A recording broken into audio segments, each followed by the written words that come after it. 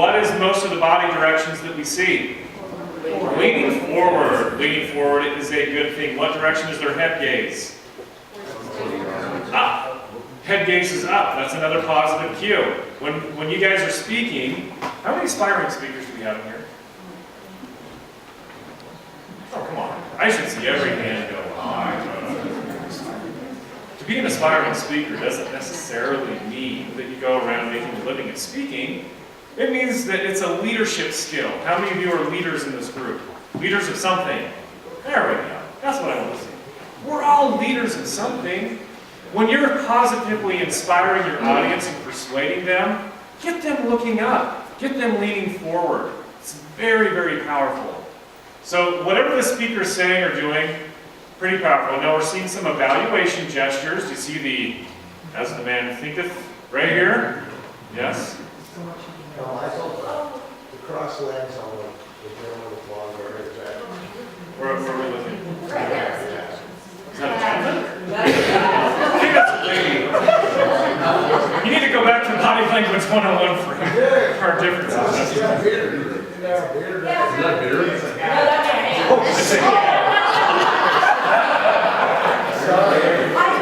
Okay, so Frank, here's your tell right there. Do you see that? I don't think men wear capris. Unless you're Andre Kirilenko from Russia. Yes. So they're leaning forward. Evaluation. Now the leg cross, because it's a female, there's big differences between men and women.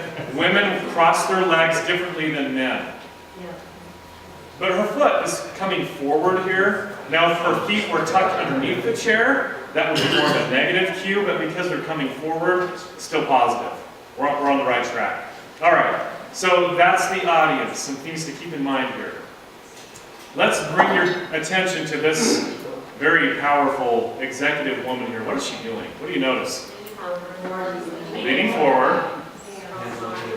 Arms wide. In body language, folks, we use our arms and our hands to shape. We make shapes with our arms and our hands. I'll explain why that's so important in a few minutes. But people in authority want to make themselves look bigger. Yes, and so there's a lot of shape that's taking place here. But she has the table. She has the floor.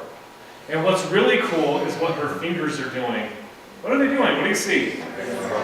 They're splayed. She's got her fingers on the desk, a palm down gesture. Whenever you see a palm down gesture, it means authority. Okay? So she's showing some authority here.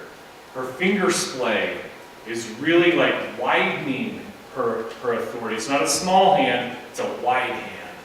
And interestingly enough, look at her audience. What are they doing?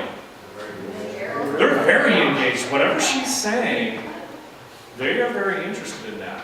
Now, you contrast that to the last guy who's going like this. Oh my gosh, that just poked me in the eye. There we go. So, they are leaning forward. They are engaged. Whatever she's saying, they are persuaded by it. It is a good thing. Yes, Ed? What about sleeveless? What about sleeveless?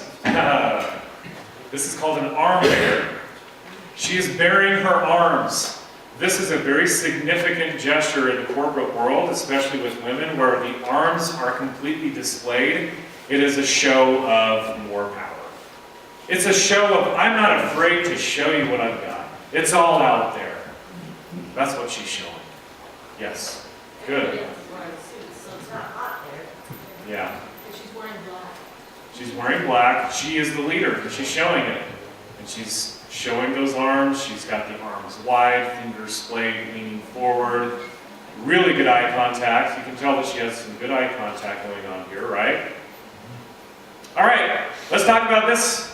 What's going on here? What do you see? They all love each other. They should just sing Kumbaya. Yes. What you're seeing here is he is a good leader. He's actually come down to their level. Now this is a very persuasive gesture. This is a very persuasive thing that we do. There's a reason why I stepped off the stage. I'm already tall. I don't want to be that much taller than my audience today, there's a specific reason why I feel more comfortable coming off the stage. I want us to be closer together. So as a leader, you need to get yourself to their level. How many of you have children? Yes? How much more significant is it, Scott, if when you're talking to your son, how old's your youngest? 6. Coming down to your 6-year-old, coming down to their level to speak eye to eye. It is a significant gesture. And those people, whatever it is that you say at that level, they absorb it much better. See, the height difference? It's like, whoa, block, intimidating, all of those things. Get down to their level. It really helps with persuasion. Yes, Kyle? Would you say that the two guys in the picture are a little bit more reserved, just in a sense, because of the way that it looks like one guy has his arms folded and the other guy is kind of like putting up a blocking gesture in a sense, like they're like listening, engaged, but they're still like protecting themselves a little bit? Yes. However, remember what I said a few minutes ago? You always follow the positive gestures. So eye contact, leaning forward. It looks like you're smiling. So those positive gestures would trump, as I like to say it, those positive gestures would trump any of the negatives that you would see there. Yes? And I think the bottom right picture too, it looks like the blurry person like clicking their pen or something. Yeah. Kind of like they're thinking he's down on their level and saying, you know, hey, we've got to get engaged, we've got to get this done, there's a time crunch.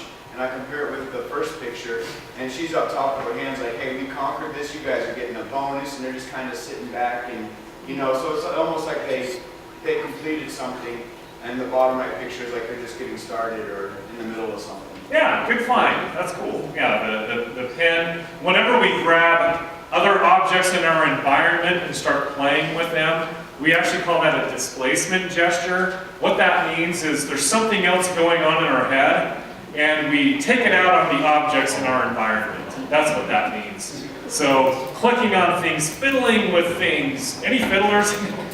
Like that. If you're ever sitting and start fiddling, that's because your mind is being occupied with something else, and it takes it out on these other objects in our environment. So, interesting. Yes. All right, so now we have some other stuff going on here. What do you see in this guy? He's fiddling. He's trying to. Yeah. He's trying too hard.